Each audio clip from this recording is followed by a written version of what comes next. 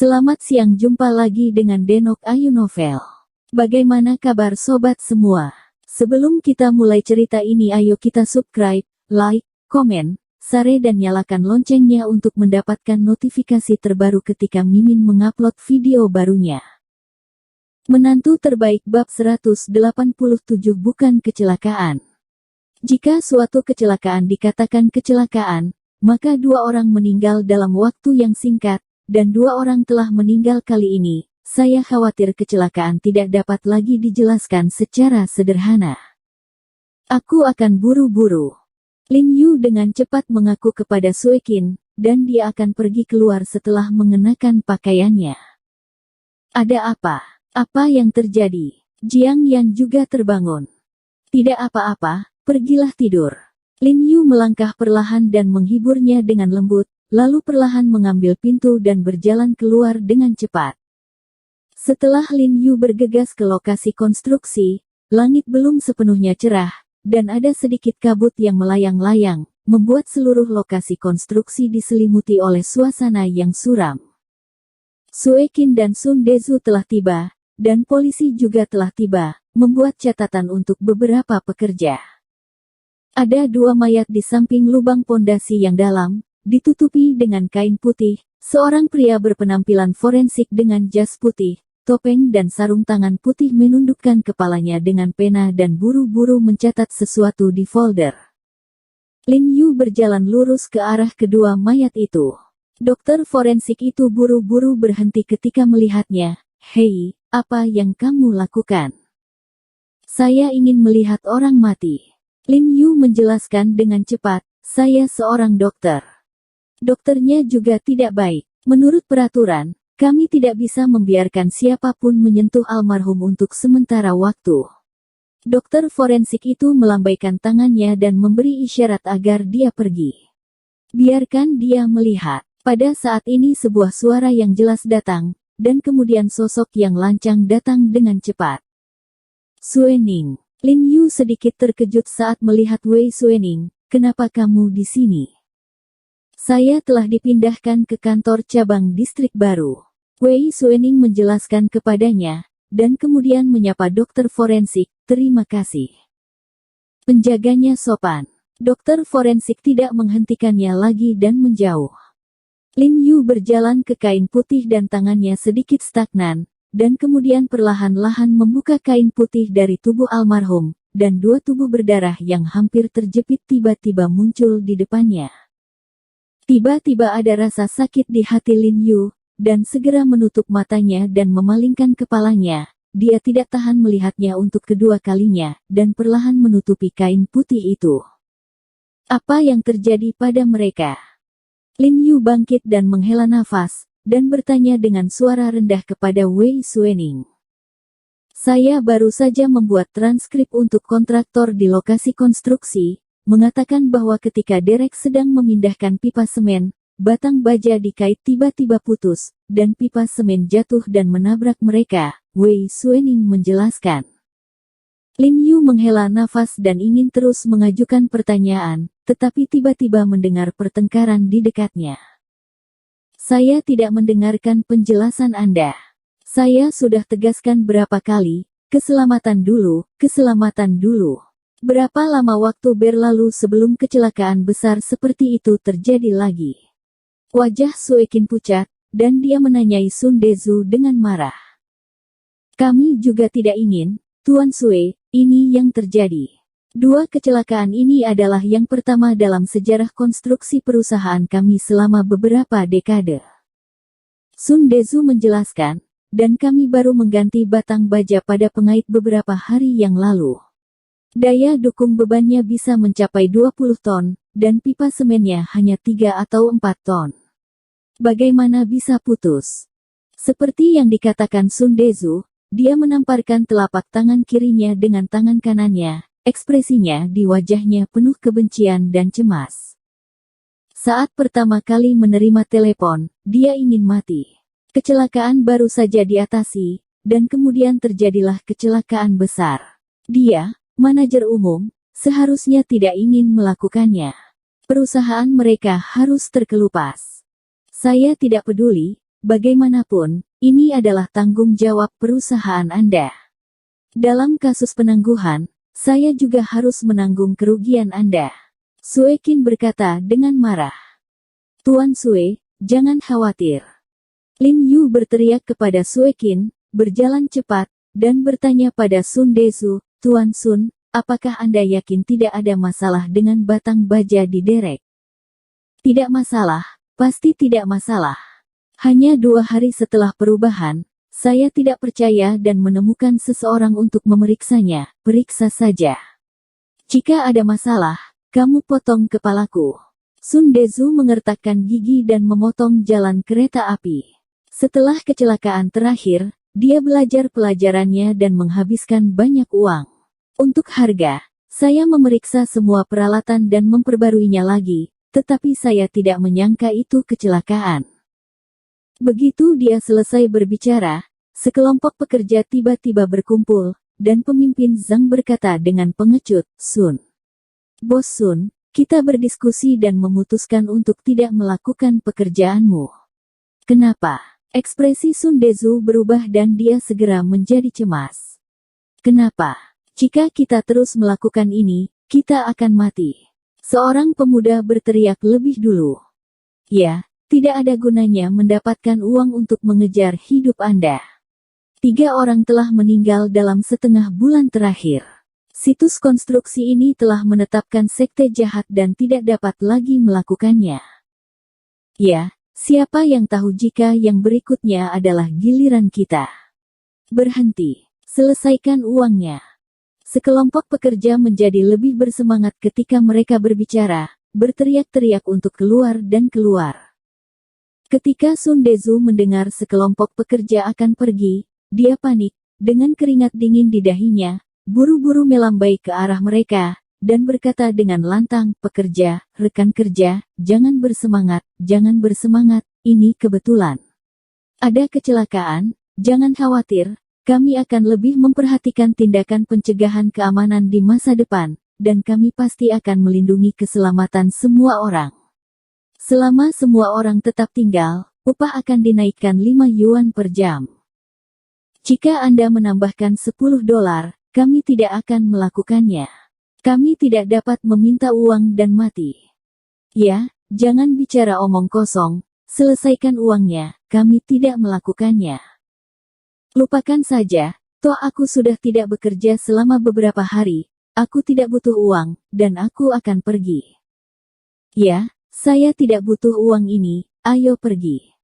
Sekelompok pekerja terus menjelaskan bahwa Sun Dezu bahkan tidak membutuhkan uang, mereka melemparkan barang-barang di tangan mereka dan berbalik untuk pergi ke lokasi konstruksi untuk mengemas barang-barang mereka.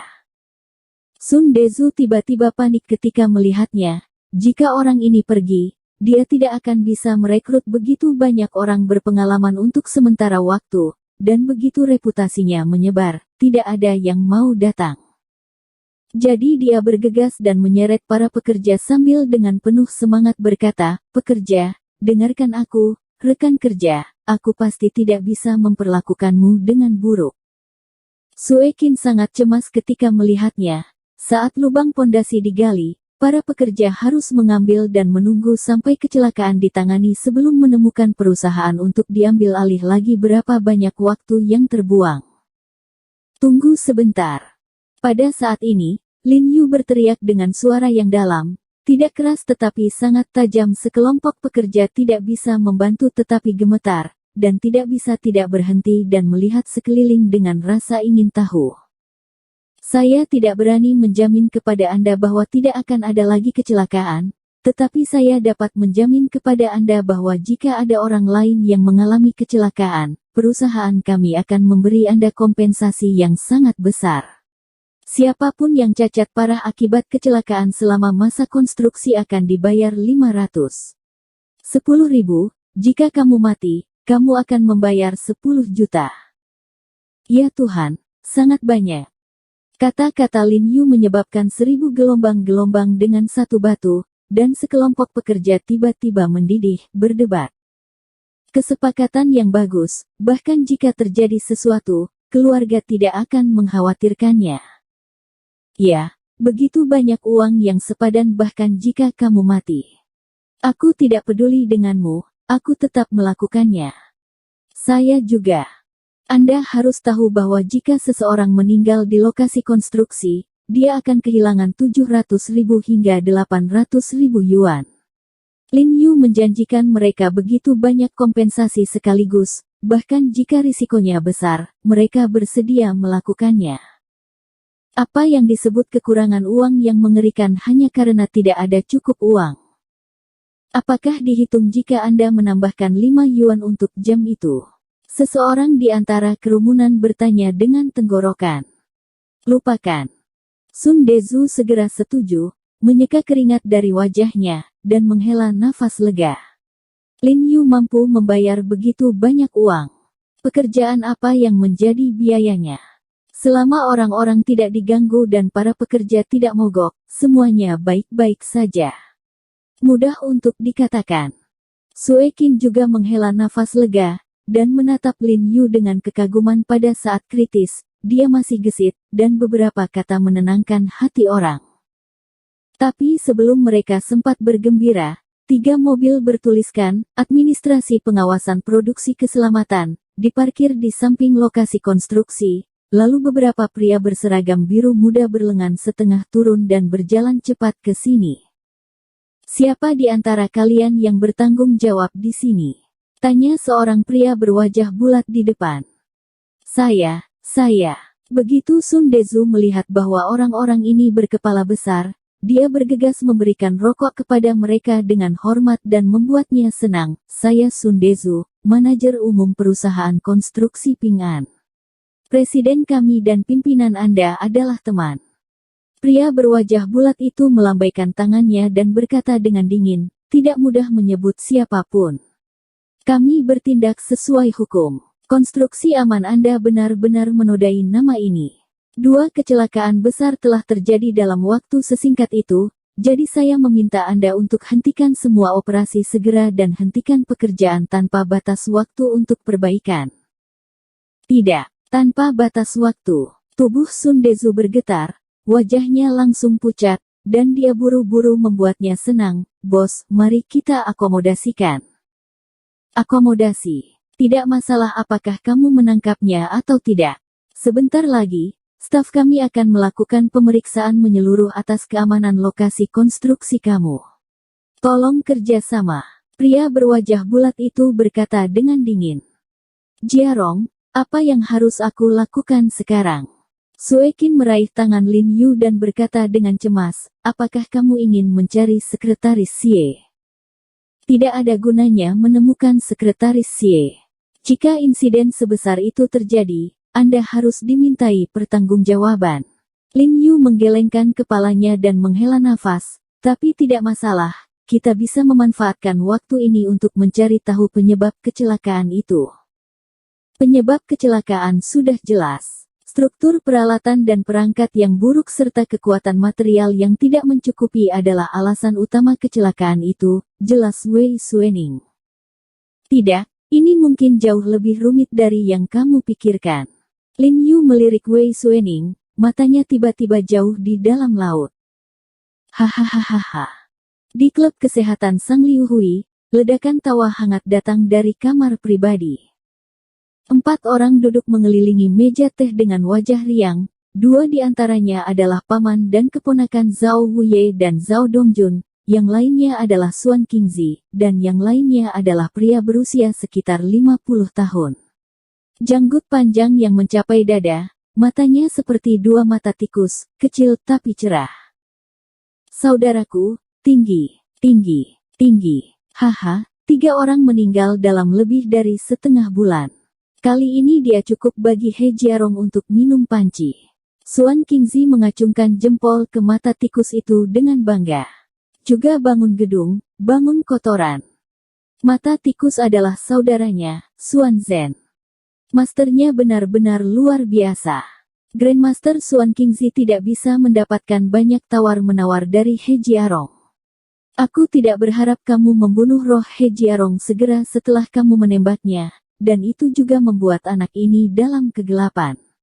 Di sini, saya sangat mengagumi Zhao. Zhao Wuye berkata dengan riang. Dia tidak perlu bertanya, dia tahu bahwa lokasi konstruksi Lin Yu harus diperintahkan untuk menangguhkan pekerjaan kali ini. Benar-benar melegakan, tapi sayang sekali bukan He Jiarong yang mati. Jika kau membunuh anak ini, itu akan keren, kata Zhao Dongjun dengan getir. Memikirkan apa yang terjadi pada Ye Qingmei terakhir kali, dia sangat marah sehingga dia akan menjatuhkan Ye Qingmei jika bukan karena orang-orang Lin Yu yang menyabotase. Tuan Muda Zhao, jangan khawatir, ketika dia berlari untuk berlutut dan memohon belas kasihan, tidak akan terlambat bagi kita untuk mati. Xuan Zhen membuka mulutnya dengan santai, dan menyesap tehnya, ekspresinya dengan santai, seperti dunia orang luar. Xuan Qingzi tersenyum dan berkata, benar, Zhao Dasao, apa yang kamu khawatirkan? He Jiarong pasti akan terbang seperti lalat tanpa kepala itu sekarang. Aku pasti tidak tahu apa yang terjadi. Seniorku ada di sini, dia itu hanya seekor anjing yang diikat oleh kita, berjalan saja. Hahaha. Ledakan tawa ceria bergema di kamar pribadi lagi. Bersambung. Terima kasih kepada kalian yang telah menonton video ini. Jangan lupa tekan tombol subscribe-nya dan nyalakan notifikasinya untuk mendapatkan video-video seru lainnya dari Denok Ayu Novel.